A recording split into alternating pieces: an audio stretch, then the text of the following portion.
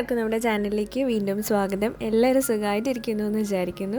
കഴിഞ്ഞ ദിവസം നമ്മൾ ബീച്ചിൽ പോയിട്ടുണ്ടായിരുന്നു. അപ്പോൾ അവിടെ നിന്ന് കിട്ടിയൊരു സംഭവമാണ് ഇതുപോലെയുള്ളത്. അപ്പോൾ ഇത് തൊട്ട് നോക്കുമ്പോൾ നല്ല ജെല്ലി പോലെ ഉണ്ട്. അപ്പോൾ ഇതെന്താ സംഭവം എന്നൊന്നും എനിക്കറിയില്ല. അറിയാവുന്നവരൊന്ന് കമൻറ്റ് ചെയ്യുക. ഈ ഒരു സംഭവം കണ്ടപ്പോൾ എനിക്ക് പെട്ടെന്ന് ഓർമ്മ വന്നത് ഇപ്പോൾ ട്രെൻഡിങ് ആയിട്ടുള്ള വാട്ടർ ബബിളാണ്. അപ്പോൾ വാട്ടർ ബബിൾ ഉണ്ടാക്കാൻ സിറിഞ്ച് വെച്ചിട്ടുള്ള മെത്തേഡ് ട്രൈ ചെയ്തിട്ട് എനിക്കത് വർക്കായിട്ടുണ്ടായിരുന്നില്ല. അപ്പം വേറൊരു ഈസി മെത്തേഡ് കണ്ടപ്പോൾ എന്നാൽ പിന്നെ ഒന്ന് ട്രൈ ചെയ്ത് നോക്കാമെന്ന് വെച്ചു.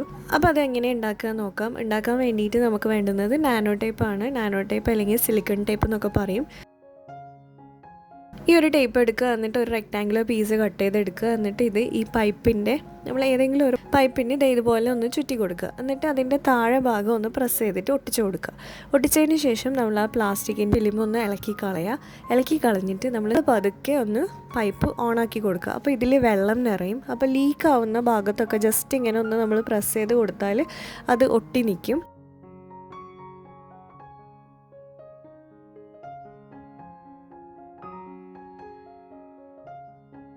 അപ്പോൾ ലീക്ക് ആവാണ്ട് കിട്ടും.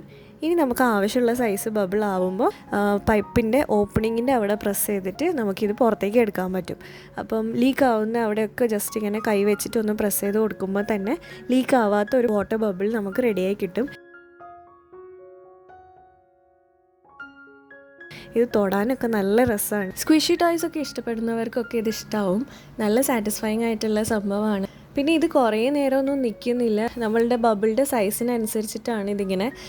വലിയ സൈസൊക്കെ ആണെങ്കിൽ പെട്ടെന്ന് തന്നെ അത് പൊട്ടിപ്പോവും. ചെറിയ സൈസൊക്കെ ആണെങ്കിൽ നമുക്ക് കുറച്ച് സമയം അതിനെ കൊണ്ട് കളിക്കാനുള്ള ഒരു സമയമൊക്കെ ഉണ്ടാവും. അപ്പോൾ കുട്ടികൾക്കൊക്കെ ഇത് ഭയങ്കര ഇഷ്ടമാവും.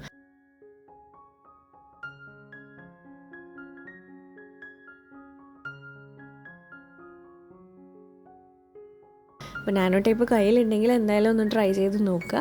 അത്രയേ ഉള്ളൂ നമ്മളുടെ വീഡിയോ ഇഷ്ടമായിട്ടുണ്ടെങ്കിൽ ഒന്ന് ലൈക്ക് ചെയ്യുക. ചാനൽ സബ്സ്ക്രൈബ് ചെയ്യാതെ കാണുന്നവരുണ്ടെങ്കിൽ പ്ലീസ് ഒന്ന് സബ്സ്ക്രൈബ് ചെയ്യുക. നമുക്കിനി അടുത്തൊരു വീഡിയോയിൽ കാണാം. അതുവരെ ബൈ.